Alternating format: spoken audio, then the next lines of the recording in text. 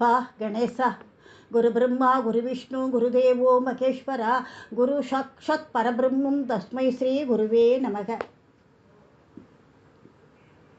இந்த கதை எல்லாருக்கும் தெரிஞ்சிருக்கும்.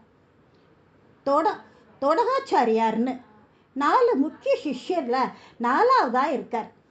அது தவிர ஆச்சாரியாளுக்கு 6000 சிஷ்யர்கள் இருந்தாள்னு சங்கர விஜயத்தில் இருக்கு.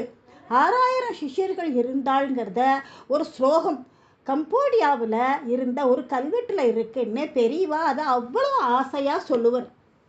இந்த தோடகாச்சாரியாருங்கிறவர் அதிகமாக ஆச்சாரியாளுக்கு சிச்சுஷை பண்ணுவேன் இருப்பார். அவருக்கு அவ்வளோ புத்தி போராது அப்படின்னு மற்றவாளோட எண்ணம். அவர் துணியெல்லாம் தோச்சு போடுவார். அந்த மாதிரி கைங்கரியங்கள்லாம் நிறைய பண்ணுவார்.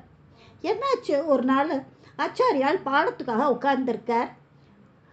அப்போ அவர் தோடகர் வரட்டும் அப்படின்னு சொல்லி காத்துன்னு இருக்கார். மற்ற சிஷ்யெல்லாம் முகத்தை சுளிக்கிறார். அவருக்கு என்ன புரிய போகிறது, அவர் வந்தால் என்ன ஆக போகிறது, அவளுக்கு எண்ணம். அதை ஆச்சாரியால் புரிஞ்சுன்னுட்டார்.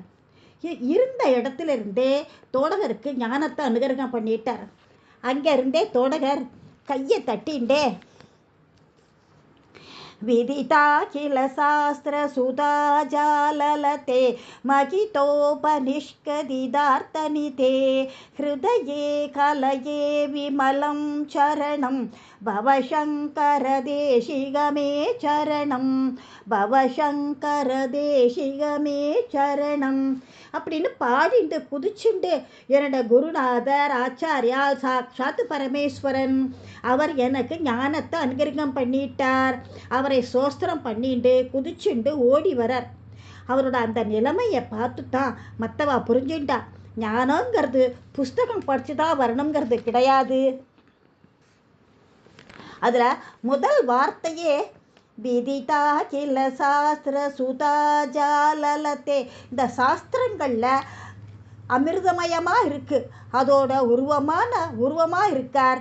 அந்த சாஸ்திரங்களை எல்லாம் கரை கண்டவர் நம்ம ஆச்சாரியாள். மகிதோபனிஷ்கதிதார்த்தனிதே. இந்த உபனிஷத் கதை பரம்பொருளான்னு சொல்கிறதோ அந்த அத்வைதத்தில் சொல்லப்பட்ட பரம்பொருள் இங்கே என் முன்னாடி குருவாக உட்கார்ந்துருக்கார். ஹிருதயே கலயே விமலம் சரணம். அந்த ஆச்சாருடைய விமலமான தூய்மையான அவருடைய சரணங்களை என் மனசில் தியானிக்கிறேன்.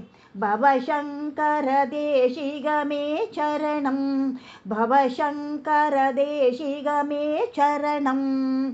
ஹே சங்கரா, குருவே, எனக்கு நீங்கள் புகழிடமாக இருக்கணும் பகவானே. அடுத்த நாளையிலேருந்து சொல்கிறேன்.